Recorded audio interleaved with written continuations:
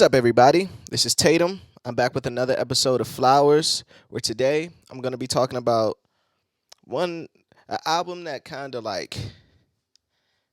of shaped me as a kid. Like, even though it came out years prior to me becoming a teenager and a young adult, this album, yeah, it like shaped me as in my adolescence years. So today I'm going to be talking about Tupac's "Me Against the World." It's just me against the world. Like with Tupac, like growing up, he always played in my household, around my cousins, all my family. Like I could guarantee hearing Tupac, and like growing up is like one of those things that was pushed on you so much that you stray away from it. So like as I got older and was able to experience things, like I went back and listened to really indulged in his catalog and really got to understand like what he was speaking about, because he died when I was 6, so like I couldn't really grasp everything that he was saying in his music at that point in time. Even though I heard it frequently, it was just hard to grasp. But I gotta say, like, "Me Against the World" is probably one of my favorite hip hop albums of all time. This and 7-Day Theory, I think, are Tupac's best albums, period. I think they're his most personal albums. This one in particular, because if you go into the backstory of everything he was going through while making this album, and to think he was only like 23 when he made this album, 23, 24, it's kind of breathtaking once you look back at it in retrospect. And it also, like I said, I had to grow into loving this album, because it's like this album is a reflection, I think, of like every young black male in America, like especially late teens, early 20s. I think we all went through everything that he pretty much discussed on this album. Like, and it's kind of crazy that he was like that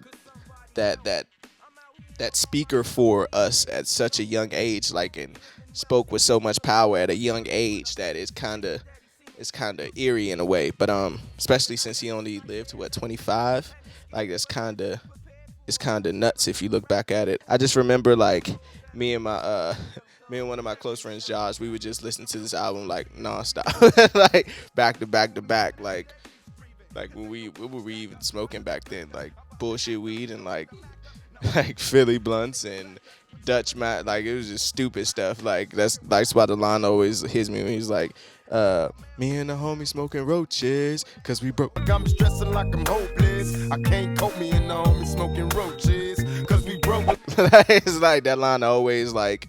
It always puts me right back into that stage that I was at, and just, yeah. So let me just get into it. Like I said, I think this is one of Pac's, if not his most personal album. Like you can hear the paranoia throughout this whole album. Like it's eerie how much paranoia is leaked through this album. I mean, he was facing jail time. He just came off beating up the Hugh brother. He shot 2 Atlanta cops. He got charged with sexual assault. I think he recorded this before he was shot in the elevator though. But like just everything leading up, the whirlwind around Tupac at that time, it was just like nuts. Like just looking back at it, and even in retrospect, it's like I said, it's really the story of a black male, because like after the stuff he went through, I think it was just misunderstood. Like he was just misunderstood, like, and standing up for something that was right. And every time you stand up for something right, they're always going to try to push you down and make you like the villain and everything in that nature. So this album is just pretty like telling, and it's like his most lyrical album to me. Just like from a technical standpoint. I think after this we get the All Eyes on Me and 7-Day Theory, and it's like All Eyes on Me has the great records, the great big singles, and 7-Day Theory is like really just raw. But this one is like really lyrically put together. Like even starting out with I Should Die Tonight, like starting the album with If I Should Die Tonight is just crazy. I think this is the first time we heard Pac go into like that premonition bag of just like foreshadowing his own death. And like I said, it leaks into the paranoia of things. Like to start the rhyme, throughout the whole thing, it's that what do you call it, with alliteration. Like they say pussy and papers, poetry, powers and pistols, plotting on murdering motherfuckers before they get you. They say pussy and papers, poetry, power and pistols. Like it's like, oh shit. Like when I first heard it, I was like, oh shit, because up until that point people always say like Tupac's not the best lyrical rapper, and like things of that nature. But when you hear this, you could tell like he really put time into writing and penning this shit. And like, if I should die tonight, that is just nuts. And also it's like Pac was like one of the first rappers, because rappers are like superheroes, right? They wear the chains, they wear the nice clothes, they're like these figures that's just like kind of untouchable in a way. But we had a rapper, and we think that they're living the life, but we get a rapper that's like, nah, I'm going through it, I'm broke, like I know I got all these hit records, I know I'm a movie star, I don't have it the way that you think I do, and like I'm going through shit just like you. And it's like it made it way more relatable than anyone at the time. And the subjects he's talking about on here, like the Me Against the World record, like I remember just first hearing that in Bad Boys, like, and that song just playing in Bad Boys, and that song is like one of those songs was painted on one of these nice ass beats. Like it could be pop, it could be like a pop hip hop kind of record, but he's talking about some real shit on Me Against the World. You know what I mean? So Many Tears, probably like one of his best records of all time. It's 4 verses, I think even 5 verses actually, and he's like, that song really leaks emotion. Like what is the line? Can't trust my girl, think I'm hearing noises, I think she fucking on my boys, can't take no more, I'm falling to the floor, begging for the Lord to let me into heaven's door, shed so many tears. Like it's like with the Stevie Wonder sample, it's just like, I don't think we heard a rapper that honest before. Like people were really trying to kill me out here. Like at least I feel that way. And he, in some case, he actually wasn't wrong. Like yeah, it's just nuts. And who did that beat? I think Shock G did that beat from Digital Underground. So that's even dope in itself. Mo Beats did Temptations, and I think he did If I Should Die Tonight. Easy Mo Beats, if you don't know, he did a lot of Biggie stuff on his first album, especially going back to Cali on the second album. But he did Temptations is probably one of the best beats, period. Like, Temptations is like insane, and even to flip that Eric Sermon sample is just so fucking dope. And the fact that he wasn't even around to shoot the video, like he was in jail when the album kind of came out, like it was #1 while he was in jail. And like just to see all the camaraderie of artists and actors come together and just film that video for him, will just help to complete the idea of that video for him, is fucking dope. Even with Dear Mama, like to have a song like that on an album, which I think is probably the best dedication song to a mother ever, like especially a black mom, but any mom, period. Like to have that written, that song is just insane. And I don't think we've seen anything like that in hip hop up until that point. And we really don't really see it now, for real. Like if we do hear it, it's like, I don't know, it's just not as special as, even though you was a crack fiend, mama, you always was a black queen, mama. Like that shit is powerful. Like it means something, because it's thousands and hundreds of us that's in those party communities, and after the crack era, moms and dads who were stripped away from our homes, literally and figuratively. Like, you know what I mean? Like that song hits home on so many levels. It's just ridiculous. And Tupac had a way of like songs like Dear Mom or Lord Knows, or even Temptations, and Heavy in the Game, maybe. Like he had a way of like having these melodic records with the singy hooks, but he didn't sing at all. Like he always had somebody in there to come in and sing and like fit perfectly and make the song kind of have a little commercial feel to it, just so it can have a hook. I think he really understood that. I heard a story about after his first album, when Shock G, they kind of let him have control of Tupacalypse Now, and then when it didn't come back the way he wanted to, like he kind of went off on Shock G and was like, man, if you was helping me with my songs, I would be blah blah blah on the charts, blah blah, and that made Shock G like, oh shit, he wanted my help, so that's how they did I'll Get Around and things of that nature. I always thought that was dope. Lord Knows is like another one of those songs as a teenager that I would listen to, that just, like I said, it just paints that picture. Like, I smoke a blunt to take the pain out, and if I wouldn't die, I'd probably try to blow my brains out. I'm hopeless. Like, that shit is like, you gotta understand. I feel like I'm about to go into you gotta understand, for a woman it ain't easy trying to raise a man, but you gotta understand like just the plight of a black male growing up in this society, especially man, you're coming out of high school, you don't really know what the fuck is ahead. You don't know what, like, you just don't know. You're just so uncertain. Like, you can go to college, like, it's the jobs that you have is minuscule pay, and like, it's just people are dying next to you right in your building, and your family's on, like, it's so many obstacles thrown at you, and like, Lord Knows is one of those songs that just like, Lord knows, like, like it's just like one of those. It's like a pleading song in a way, like, just Lord knows, bro. Like, you don't even understand. Only Lord can understand this shit. Like, this shit is just crazy. And even to go to it ain't easy being me, where I see the penitentiary or would I stay free. That's one of those songs you could tell his back was against the wall. Like, am I going to go, like, the fear of, like, because he was in and out of jail through all that shit, but the fear, because he went. I think his sentence was 2 to 4 years, or 2 to 5 years, or something like that. Like, so just think of that as a young male, famous, rich, well, not rich, but just could lose all those opportunities. You know what I mean? Because if he would have stayed in jail, he probably would have two things. He probably would have. It's kind of a give and take, pros and cons, negative and positive kind of thing. Because it's like maybe he would have still been alive if Suge didn't get him out of jail. But then it's like he wouldn't want that.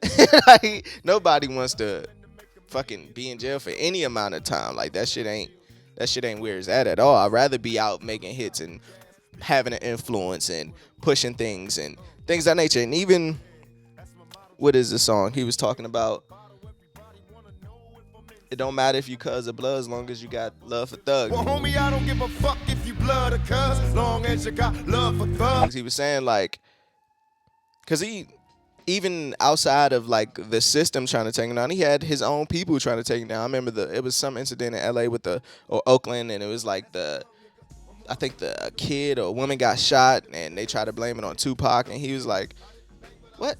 Like, I don't even, like, basically, like, I'm here to help. I don't even have to do this. Like, it's 1,000,000 rappers that ain't even giving you the chance or give a fuck about y'all, and I'm the one that's making Keep Your Head Up. I'm the one that's making Brenda's Got a Baby. I'm putting my fucking head, my neck on the line for you people, and it's like he said, after he was like, I never thought my own people would try to kill me, which is kind of coming from the hood. That's kind of like an ignorant thought, like, because those be the main ones that be trying to kill you. Like, yeah, like, so I always, when I hear that, those interviews like on Thug Angel, when you hear people talk about Tupac and you get those clips and he talks about that, I always think like, damn, like, he was riding for black people and stuff so hard that he couldn't see that they could have been the detriment to his whole being, like, until he, the unfortunate shooting at Quad Studios, and then after that it just turned to Pac against everybody. Like, you really with me or against me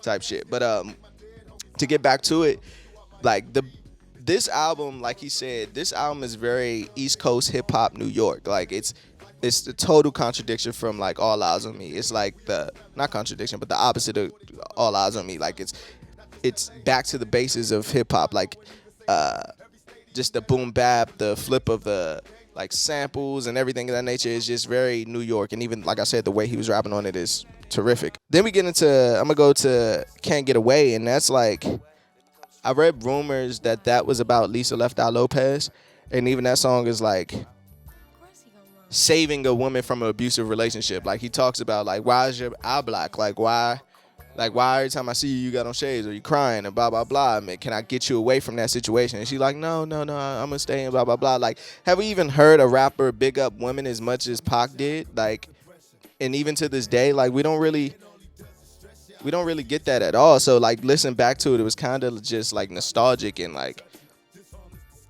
made me show appreciation. Like, because we don't, all the male rappers just talk about now is just, the cliche, same old shit. Is rarely a uplifting. I can't even think of the last uplifting woman song from a male. Like, I can barely think of the last uplifting song from a woman. Like, maybe like Who Run the World Girls by Beyonce. Like, what's the last uplifting? This girl. Nah, that joint, that's a slapper. So yeah, it's just something that's missing in music and hip hop, especially today. So when I heard it, I was like, it reminds me of Keep Your Head Up in a way, or you wonder why they call you bitch, or like that stuff. You know what I mean? So it's just something I miss going back and re-listening to Me Against the World. I was like, damn, we don't even get this type of shit no more, and yeah, we just don't get it anymore. But when we get to the latter end, and even fucking like Old School is a fucking ode to all of the rappers that came before him, basically in the New York scene, and ain't nothing like the Old School. And the way his enthusiasm is at the end of the record when he's like talking about, man, you remember the Italian ices, and when you go to the club in New York and everybody act like they was from Brooklyn, because if you didn't, you probably got beat up or anything could happen to you. So everybody was acting like they're from Brooklyn at the time, and just you could hear how much he was a student of hip hop, how much he loved hip hop, and just showed appreciation to all those people. That's probably why it felt so weird when everybody in New York kind of turned on him after he went to jail and got out. He kind of probably felt like, damn, like I was riding for y'all so hard, and like y'all kind of abandoned me. Like he was still like a child. Like he was only like 23.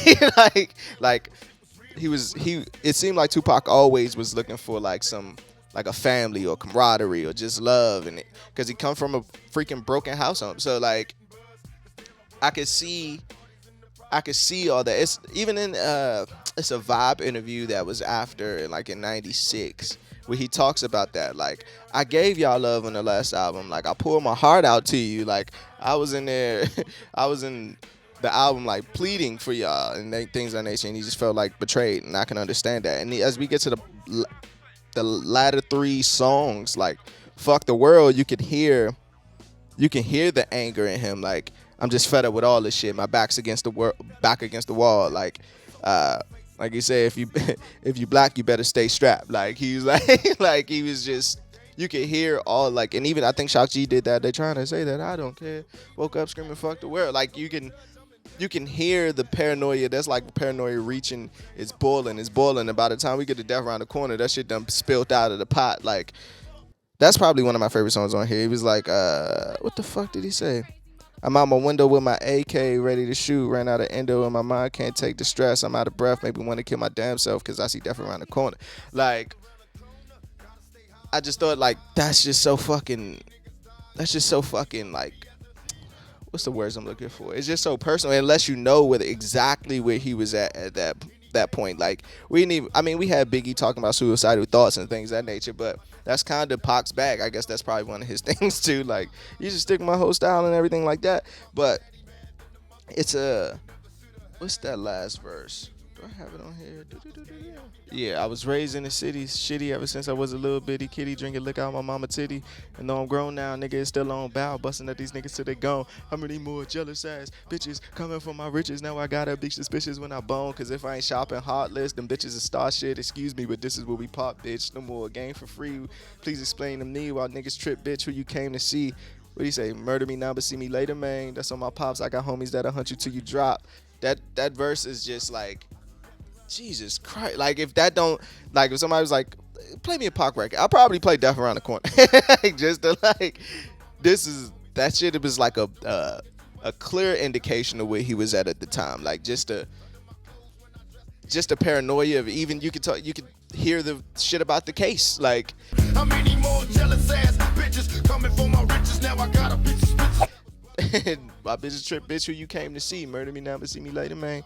That's on my pops. But that's probably one of my favorite songs on the album, period. Like, I rewound that last verse back so many times, and just like, oh shit, he not only is he going in lyrically, but I don't hear a lie. Like, I feel like all of it's truth, and that shit is just it takes it back, because you rarely get truth in records. You rarely can hear truth in records anymore. So that song is probably one of my favorites on the album.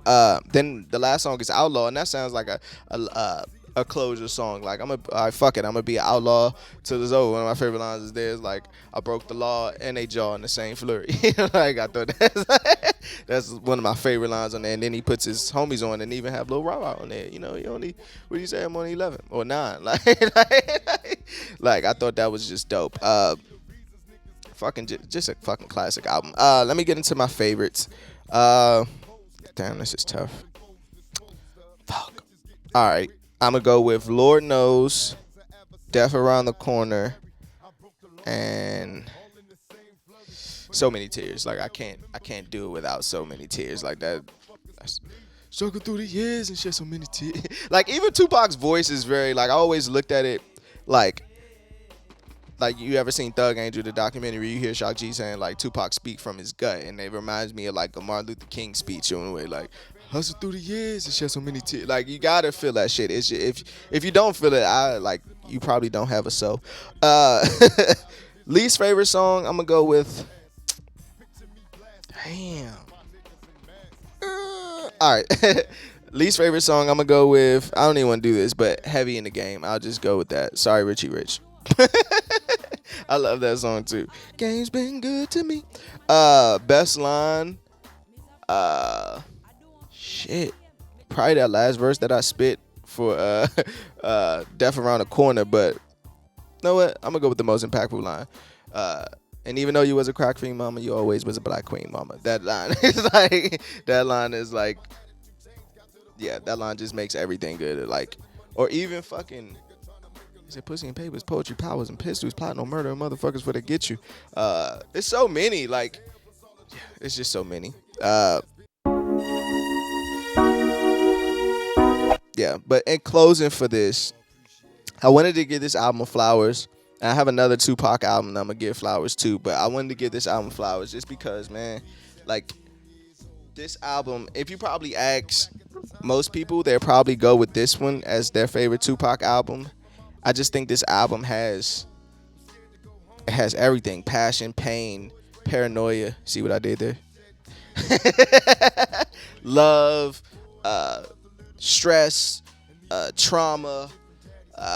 It's literally a hip hop blues album. Like, for lack of better words, I don't think we got anything like this since, bro. Like, this album is just. It is what the title say. Like, to name it even Me Against the World is crazy. Like, that shows you where he was at the time in his life and things of that nature. And I'm just appreciative of just. I'm glad it took me experience to really appreciate this album. Like, like I said, this album probably like shaped my late teens, early 20s. Like, just that it always feels good when you feel like somebody else is going through the same thing you're going through, and it obviously makes it relatable, but it makes it feel like, okay, well, I'm not alone in this, because fucking Tupac, the fucking superhero, went through the same shit that I'm going through, and he's telling me, yeah, like, it just always feels good when somebody's going through the same things you're going through, and it's relatable, and you don't feel alone and things of that nature. And like, yeah, this album is just filled with gems, hip hop classic, music classic. If you haven't heard Me Against the World by now, shame on you. You should go listen to it right after this. I know I'm not gonna play the music on here. Go to your streaming services or go buy it somewhere. Support that man.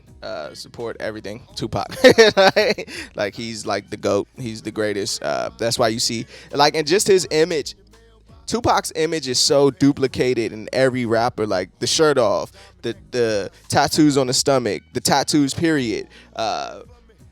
Just everything. He's one of those rappers, he was able to balance consciousness and commercialism at the same time, like, perfectly. And it took him time to get there, but he balanced that shit perfectly. Everything after him is just an imitation of Tupac. So this is his first classic to me. This is the one that solidified him in hip hop. Even if he did make another album after this one keeps him there at the top of hip hop. Like, so Tupac, Me Against the World. Here's your flowers. You all appreciate it. Yeah, and that's it. Life is Tatum. Peace.